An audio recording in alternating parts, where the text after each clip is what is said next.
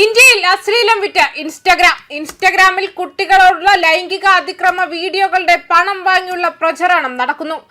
ഇൻസ്റ്റഗ്രാമിലെ ഇത്തരം പരസ്യങ്ങളിൽ rape video, child video തുടങ്ങിയ വാക്കുകൾ ഉപയോഗിക്കുകയും കൂടുതൽ വിവരങ്ങൾക്കായി ഉപയോക്താക്കളെ ടെലിഗ്രാം ചാനലുകളിലേക്ക് നയിക്കുകയും ചെയ്യുന്നു.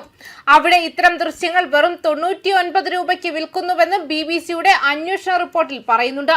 കുട്ടികൾക്കെതിരെയുള്ള ലൈംഗിക അതിക്രമങ്ങൾ പ്രോത്സാഹിപ്പിക്കുന്ന 30ഓളം വ്യത്യസ്ത പരസ്യങ്ങളാണ് ഫീഡിൽ വന്നത്.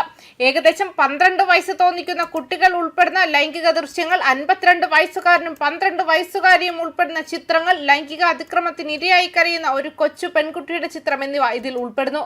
പ്രായപൂർത്തിയായവർക്കുള്ള പോണോഗ്രഫി ഉള്ളടക്കങ്ങളുള്ള 20ഓളം പരസ്യങ്ങളും ഇൻസ്റ്റഗ്രാമിൽ വന്നു. കുട്ടികളോടുള്ള ലൈംഗിക അതിക്രമ ഉള്ളടക്കങ്ങൾ മാത്രമല്ല, മറ്റ് പോണോഗ്രഫി ഉള്ളടക്കങ്ങൾക്കും സമൂഹ മാധ്യമങ്ങൾ പ്രചരിപ്പിക്കുന്നത് ഇന്ത്യയിൽ കുറ്റകരമാണ്.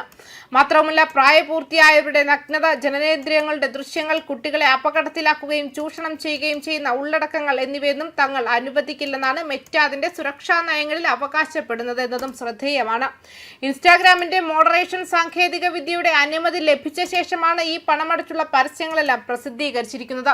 ഇതിലൊരു പരസ്യം BBC റിപ്പോർട്ട് ചെയ്തിട്ടും അത് തങ്ങളുടെ കമ്മ്യൂണിറ്റി മാനദണ്ഡങ്ങൾ ലംഘിക്കുന്നില്ല എന്നാണ് 24 മണിക്കൂറിന് ശേഷം ഇൻസ്റ്റഗ്രാം മറുപടി നൽകിയത്. ഇൻസ്റ്റഗ്രാം ഫീഡിൽ സ്ത്രീകൾ വീഡിയോ കോളുകൾ വാഗ്ദാനം ചെയ്യുന്നതും, നഗ്നനായ ദമ്പതികൾ ലൈംഗിക ബന്ധത്തിൽ ഏർപ്പെടുന്നതും, ലൈംഗിക പീഡനത്തിന് ഇരയായി എന്നവകാശപ്പെട്ടുള്ള കുറിപ്പോടുകൂടി കരഞ്ഞുകൊണ്ടിരിക്കുന്ന ഒരു പെൺകുട്ടിയെ കാണിക്കുന്ന ദൃശ്യങ്ങളും അത്തരം ഉള്ളടക്കങ്ങൾ പ്രോത്സാഹിപ്പിക്കുന്ന പരസ്യങ്ങളും കാണിക്കുന്നുണ്ടെന്നാണ് റിപ്പോർട്ടിൽ പറയുന്നത്. ഇത് മെറ്റയിൽ റിപ്പോർട്ട് ചെയ്തപ്പോൾ എല്ലാ സംവിധാനങ്ങളും പൂർണ്ണതയുള്ളതല്ലെന്നും തങ്ങളുടെ വിശകലന സംവിധാനം എല്ലാ നയലംഘനങ്ങളും കണ്ടെത്തിയേക്കില്ലെന്നുമായിരുന്നു മെറ്റയുടെ മറുപടി. ലൈവായ പരസ്യങ്ങൾ തുടർന്നും നിരീക്ഷിക്കുന്നുണ്ടെന്നും കുട്ടികൾക്കെതിരെ ലൈംഗിക ചൂഷണം ശ്രദ്ധയിൽപ്പെട്ടാൽ അത് നിയമപ്രകാരം national centre for missing and exploited ചിൽഡ്രനിൽ റിപ്പോർട്ട് ചെയ്യുമെന്ന് മെറ്റ പറയുന്നുണ്ട്. അതേസമയം കുട്ടികളെ ലൈംഗികമായി ദുരുപയോഗം ചെയ്യുന്ന വീഡിയോകൾ വിറ്റതിന് 2 ചാനലുകളുടെ പേരിൽ ടെലഗ്രാമിൽ റിപ്പോർട്ട് ചെയ്തപ്പോൾ ഒന്നു മാത്രമാണ് നീക്കം ചെയ്യപ്പെട്ടതെന്നും മറ്റേത് വിൽപ്പനയ്ക്കായി പുതിയ വീഡിയോകൾ പോസ്റ്റ് ചെയ്യുന്നത് തുടർന്നുവെന്നും റിപ്പോർട്ടിൽ ആരോപിച്ചു. ക്രിമിനൽ ഉള്ളടക്കം പങ്കിടുന്നത് തടയാൻ പ്ലാറ്റ്ഫോം വേണ്ടത്ര കാര്യങ്ങൾ ചെയ്യുന്നില്ലെന്ന ആരോപണം നേരത്തെ തന്നെയുണ്ട്. ഇൻസ്റ്റഗ്രാം എന്നത് അശ്ലീല ഉള്ളടക്കങ്ങളുടെ വലിയൊരു സ്രോതസ്സാണെന്നത് ഇന്ത്യയിൽ പരസ്യമായ രഹസ്യമാണ്.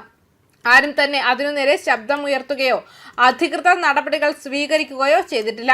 മെറ്റയുടെ നഗ്നത അശ്ലീല മാനദണ്ഡങ്ങളെ തെറ്റിദ്ധരിപ്പിക്കുന്ന, എന്നാൽ അശ്ലീലം തന്നെയായ ഉള്ളടക്കങ്ങൾ പങ്കുവയ്ക്കുന്ന നിരവധി ക്രിയേറ്റർമാരുണ്ട്.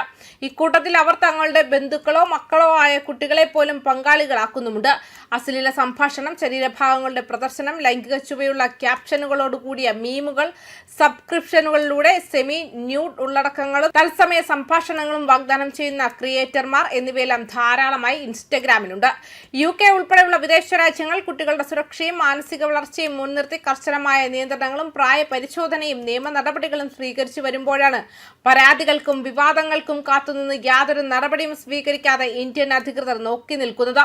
ഇക്കാര്യങ്ങളാണ് BBC ഇപ്പോൾ വിശദമായ അന്വേഷണ റിപ്പോർട്ടിൽ വെളിപ്പെടുത്തിയിരിക്കുന്നത്. ന്യൂസ് ഡെസ്ക് കർമ്മ ന്യൂസ്.